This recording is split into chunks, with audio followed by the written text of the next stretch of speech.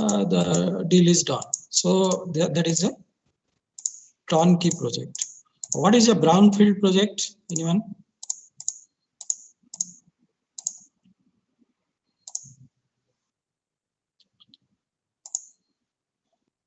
Can anyone tell me what is a brownfield project, just to refresh your memory?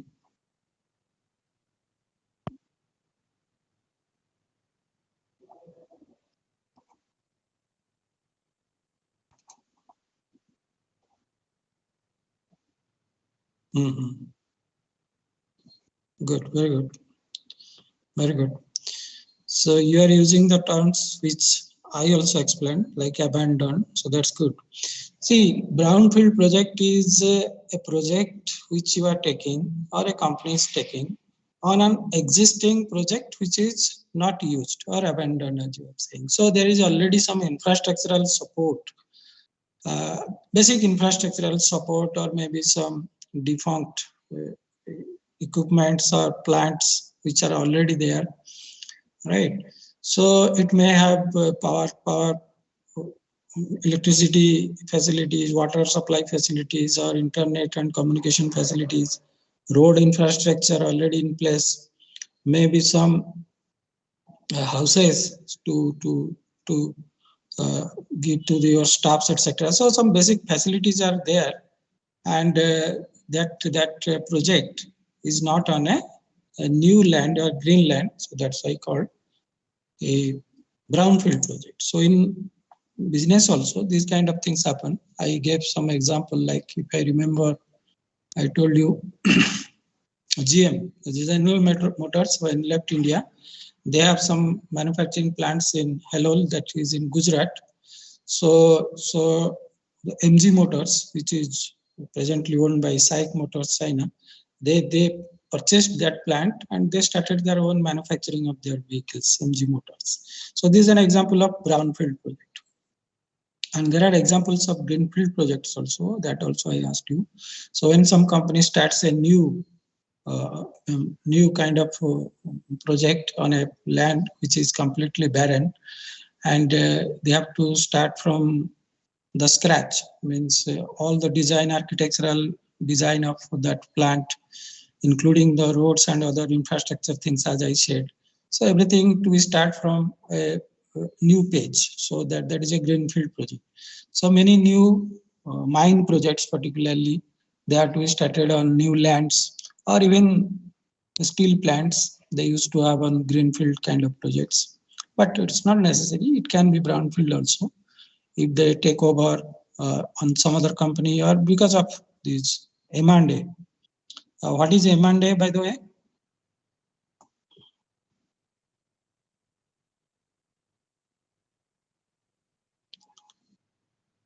I have used this term during previous discussions. Can anyone tell me what is M&A?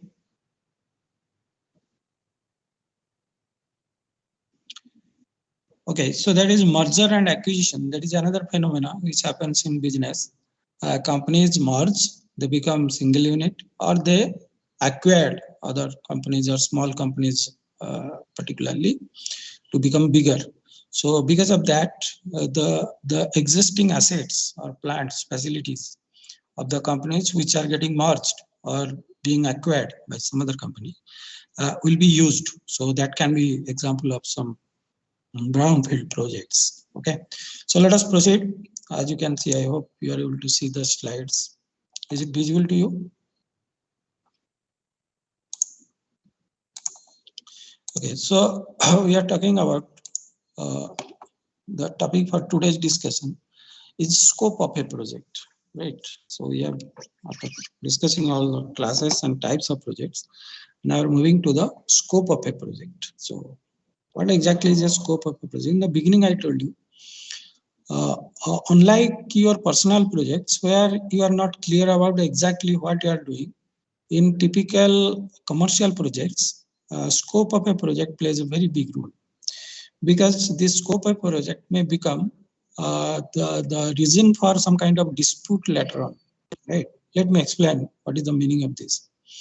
Suppose come to that turnkey example, turnkey project example. So as you know, there are two parties are involved. So someone is paying for the project at the end, and someone is carrying out that project. So what exactly the client wants, right? For example, that plant, thermal power plant. So what exactly that owner or the client wants, that has to be clearly defined, stated, and documented, right? At the beginning of this process, before handing over the project to let us say L&T, BHEL must exactly tell what we want from this project. What is our deliverables we expect, right? So if it is a thermal power plant, obviously maybe the megawatt of power that is to be generated, that is a very simple and the straightforward requirement. Apart from that, there may be many detailed technical specifications which are involved in that project, right? What kind of technology will be used, how many turbines will be used, or what nature of input materials will be used, what should be the quantity of that material. There are many things, right? I may not able to go into detail of that because again, it depends that what is that project is. But you can understand for each and every project, there must be many technical specifications, right? Now let us take another example of a construction of a bridge over a river, right? So when that is a project, again, there are many technical specifications which is associated with the bridge. What should be its height? What should be the height of the pillars? What should be the height of the columns used? What should be the width of the bridge? What should be the material of the barricades? What should be, there are many such things, right? So if it is not clearly stated and documented at the beginning, then as I said, there may be a large likelihood of dispute at the end, right? So once that project is complete, then the stakeholder who is paying for that, he may not be agreeing that no, I was not expecting this as a thermal power plant, right? I will not expect it. I mean, I will not accept it. So there will be dispute. There will be delay in the payment and everything will happen. So for such commercial projects that we are discussing here, as I said, until and unless it is at a very personal level, there may be you can have some compromise, you can accept it. But if it is a commercial nature and money is involved and different parties or stakeholders are involved, then this scope of a project becomes very, very important, right? So what exactly is the scope? Project scope is the part of project planning that involves determining and documenting, right? Not in verbal, right? Not in verbal that I just told you that you make this for me. It is verbal only. It has to be well documented and signed, right? It become a legal document, later on. So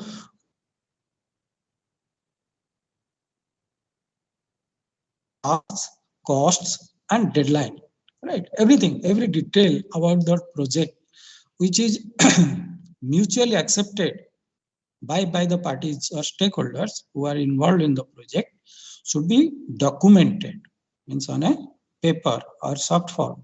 So it has to be documented and approved and signed, right, by all the stakeholders that yes, this project involves these things.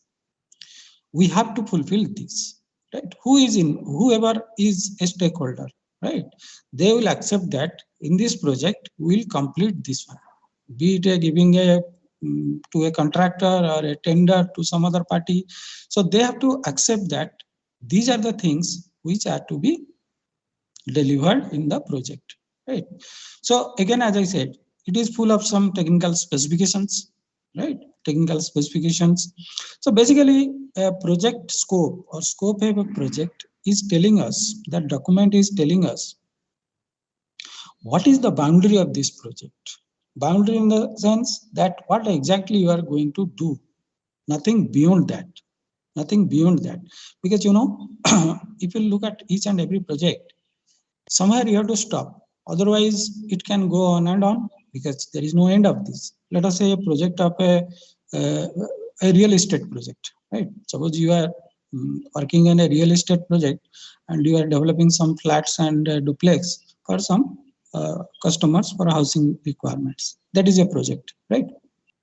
Now in that project, you can see, if you will not draw the boundary that what exactly you are going to do, then the customers may go on asking you many other facilities or, I mean, features one after the other, right? They will say, no, we are expecting that should be a clubhouse.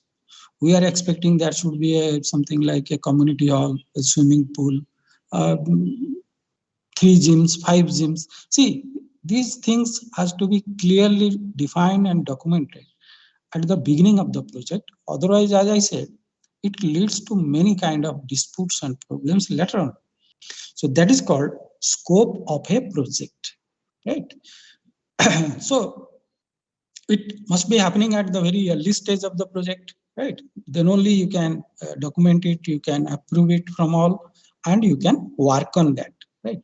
So, but practically what happens that no matter how careful you are at the beginning to draw a boundary, but still, because of some reasons, as the project progresses with time, what happens? Some new tasks definitely gets included in the project. Means it usually happens.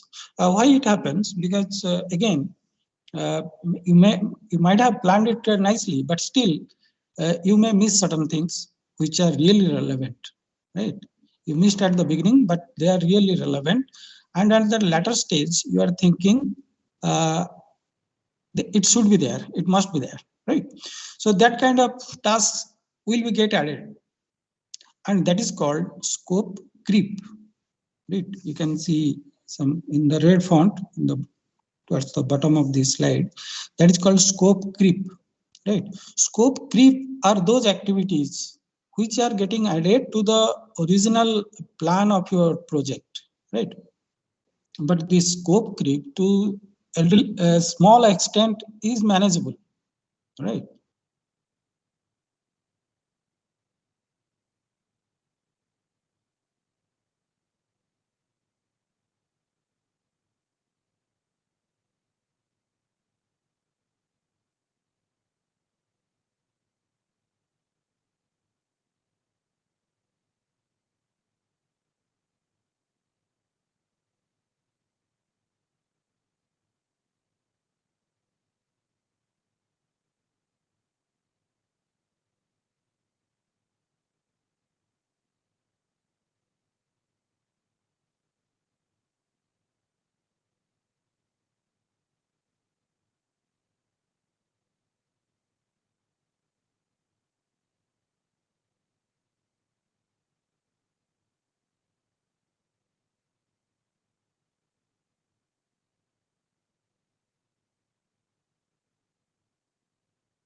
So I was talking about the scope creep, and for some time I got disconnected, I guess. Can you hear me now? Okay. So, yes, I was talking about scope creep, and listen to me carefully the things so you can understand. So in scope creep, what we are thinking that let us decide what exactly we are going to do in the project from the beginning stage itself, so that it will not lead to any kind of dispute or any such problems later on. So that is the scope document, a project scope document. So what again also I was talking that there may be some change in your scope because of some valid reasons, right? You may have to add some feature. Suppose again coming back to the real estate project, suppose you are developing some housing project and initially you didn't think of the community hall, right, or a clubhouse for the project. It was not included in the project scope at the beginning, but later on, as you started the project work and during that execution, you found that there is a valid reason that this project does not have any kind of community hall or a clubhouse. So definitely you thought that it is not good that there are so many people are living here and they don't have a common place to gather or arrange some functions or celebrations. So you found that is valid, and you added that let us add this community hall feature into the project. So this is called a scope creep, right? Scope creep, because the boundary has been changed a little bit. But what I'm saying again, that sometimes this scope creep also becomes a kind of a big hindrance for the execution of the project, right? There are some real life examples also. Suppose, suppose the parties which are involved, sometimes some parties put. Hello, sir. Yeah? So the screen is not visible. Oh, yes, I have not shared it. Sorry. Just. Thank you for telling me. Okay. So, yes, this is the scope creep. So, as I said, sometimes this scope creep becomes very detrimental to the success of the project. The reason is that if it is beyond certain limit, you are going on adding more and more features to the project, then it ultimately hampers the project completion, because there will be some issues with budget, deadline, then maybe the service provider who is agreeing with the initial agreement will back up that no, you are going and adding more and more features. It's not possible. So scope creep is not preferred. I mean, it should be avoided at any cost. But still, as I gave some example, that there may be some valid reason that you have to accept certain level of scope creep. Okay, so the first paragraph and the second paragraph is some definitions or meaning of scope of a project. You can go through it. The first paragraph is very straightforward. You can see it lists the specific project goals, deliverables, tasks, costs, and deadline. Right. It also mentions what is the budget, what is the time period, I mean duration which is allowed for this project to be completed, what is the deadlines. So it speaks a very vital information about the project, that is the scope of a project. So exactly what are the deliverables, that also you will say, particularly the technical specifications, right? Suppose I told you the example of a bridge. So what kind of dimension specification the bridge will have, that is mentioned in the scope of a project.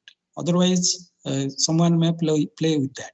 Suppose you will not mention these things, then just making a bridge over a river can be, there are n number of ways in which you can construct a bridge. But which one you want, right? That has to be specified, right? What should be its height, what should be the width of the road, or whether it is one way or two way, there are many things. Right. So the documentation of a project scope, which is called a scope statement or term of reference, they are all synonyms, but mostly it is called scope. It is also called terms of reference. So as I said, it is some kind of terms which both parties are agreeing. So it is called terms of reference also. So it explains the boundaries of the project. Boundary, as I said. Right? What exactly is contained within this project? What is its boundary? You are not going beyond that, right?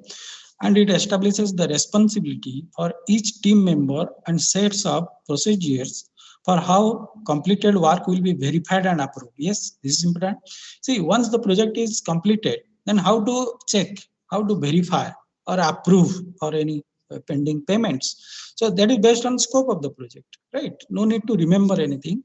You just pick the scope document, and there you can check each and every terms, every specifications, whether this project is following this or not, right?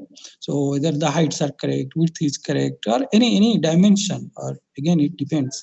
It's not always that the project is physical product. It can be service also. If it is a healthcare center, then how many beds are there? How many means various medical facilities are there.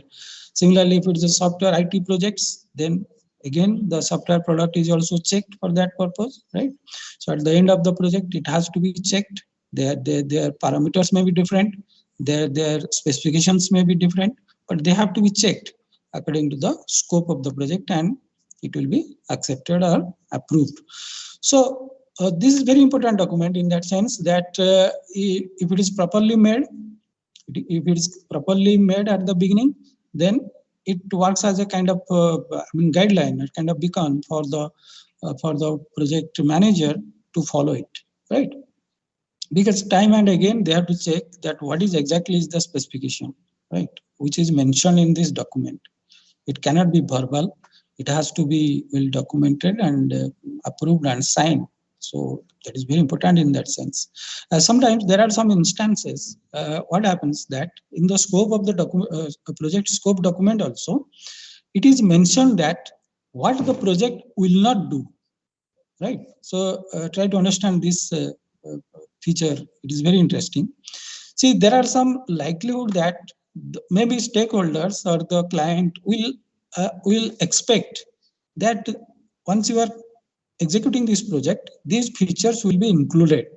They take it for granted that these things will be there. Even when you are purchasing something, right? If you are not finding that feature in its catalog, still you are, assuming or kind of expecting that, okay, this feature will be there. It may not be in the brochure, but it will be there, isn't it? So that kind of thing also happens in these projects, right? So to avoid these kind of disputes which may happen because of your expectations, right? So scope of the project may also mention that these things will not be there, means which is beyond their boundary. They mention it that these features will not be there. For example, swimming pool in a real estate. So it can be mentioned that there will be no swimming pool. Then at least the customers or the stakeholder will be clear from the beginning that it will not have any swimming pool, right? So although it is not in their scope, but they state it in their document that these things are beyond our boundary, and they mentioned it so that any kind of expectations which may arise will be eliminated from the beginning itself. So that is also happens in case of writing scope of a project. Large projects naturally tend to change as they progress. If a project has been effectively scoped at the beginning, so scoped is a verb now here. So if it is effectively scoped at the beginning, then managing these changes will be easier. When documenting a project scope, stakeholders should be as specific as possible to avoid scope creep. As I told you, what is the meaning of scope creep? A situation in which one or more parts of a project end up requiring more work, time, or effort because of poor planning or miscommunication. Again, let us understand this a little bit more. See why this scope creep happens. The scope creep may happen because of many reasons. One reason is that the project is not properly scoped. That means the scope of a project, that project scope document, is not prepared properly with proper planning and vision, right? Vision means suppose someone is having already some experience of that kind of project. Then if he is preparing the scope of project, obviously he will have a better look into the future, right? He knows that what kind of things will happen in this kind of projects, right? What kind of expectations may be there from the customers or maybe from the stakeholders regarding this project. So better planning. So he is in a better position to include those things compared to a novice. So that happens that how to prepare the scope of a project so that there is little chance or no chance of scope creep later on. Because if you are missing some valid feature which is a must in the project scope and you got it signed by all, then that means in the later stage you have to add that, because maybe without that feature the project is of almost no use. So it requires better effort, better planning to prepare a scope where the chance of scope creep is less, right? There is something called miscommunication. Because of that also scope creep happens. Again, let us come to the turnkey example, right? See, if there is miscommunication, means you are not exactly sharing what you want, then maybe the scope creep, I mean the project scope document will not include what exactly you want. But later on you are saying, no, no, I told you this thing must be there. Miscommunication, So because of that, in a later stage, something has to be added, right? Because of miscommunication, poor planning, right? So these things happen. So scope of a project and scope creep. So these are the two things which you should understand with reference to any commercial project, right? Where money is involved, where different stakeholders are involved.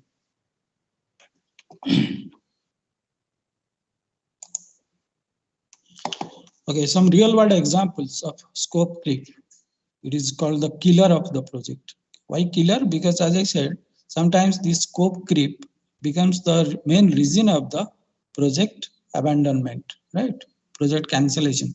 So that is called the killer of a project. So there should not be any scope creep. But again, because of poor planning, miscommunication, or some valid reasons, sometimes scope creep happens, and within a limit, it can be accepted. So when a project fails to properly define, planned, or documented, something called scope creep or requirement creep can occur. This should be avoided if possible, as it can lead to uncontrolled growth of the project. Right. So if you'll go on adding more and more tasks and features into the project, so it will imbalance your budget and schedule, etc. Right. So your funding will be problem, your time schedule will be a problem because you are going on adding more features. So ultimately it may get cancelled or it may be get stalled. So these things happen. Some real life examples. Like one thing happened in this BBC Digital Media Initiative, that was a project during some time in 2008. It's a real life project. So this DMI project was initiated by BBC in 2008 with an aim to modernize the company's production and archiving methods by using connected digital production and media. As you know, BBC, British Broadcasting Corporation, they have some media related project, okay, digital project, let us say. The project was abandoned in 2013. This is the thing we must be interested. The project started in 2008 and the project was abandoned in 2013 due to failure of governance and delayed delivery. Now, why that happened, right? It must have some plan, but it didn't happen because of scope creep. So what must be happening? Some new features, new scopes, new tasks which are getting added to this project will just linger on, and ultimately it can be lead to this kind of fate, that is cancellation, abandon.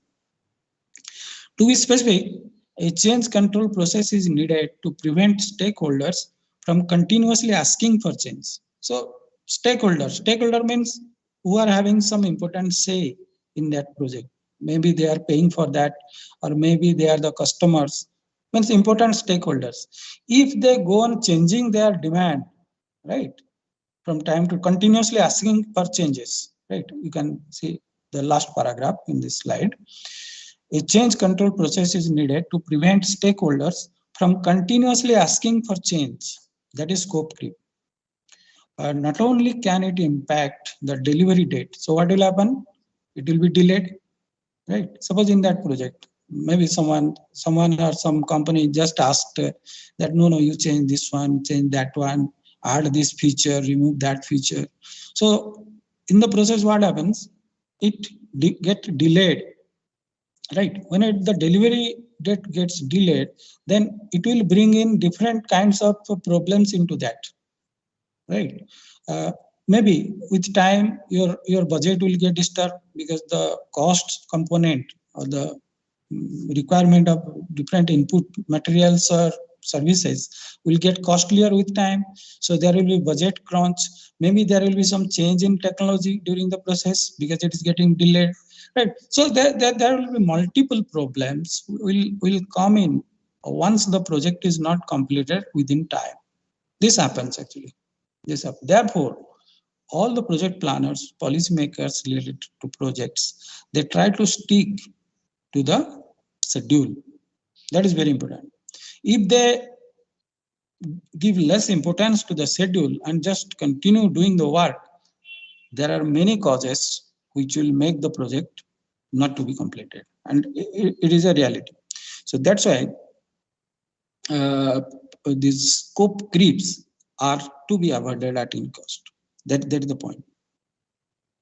All right. So it usually also drives up the cost, resource requirements, and deliverables. Right. So maybe if it is technology related, maybe in this example of this BBC digital project, maybe see this technology are changing so fast. Right. The kind of technology you thought for this project initially in 2008, maybe at 2010 you will find that there is sea change in that. So that technology is already obsolete. You have to go for some other technology and it costs you more. So who will pay for that? So things will get complicated and ultimately you have to abandon it, cancel it. So these things happen in real life. So that is what I wanted to highlight here. So scope creep is the killer of a project, right? It can kill the project if you are not properly preparing the scope document. Okay, so there is another example. Maybe it is already 9:52.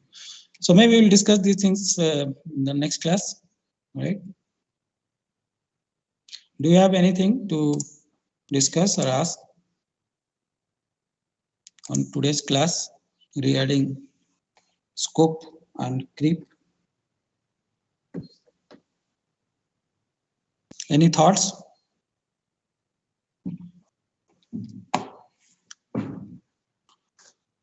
Okay, how many students are there now? 80 students are there. You got the idea about scope and creep? All of you?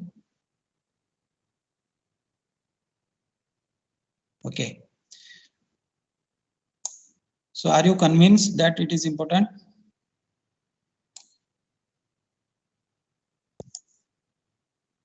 Okay.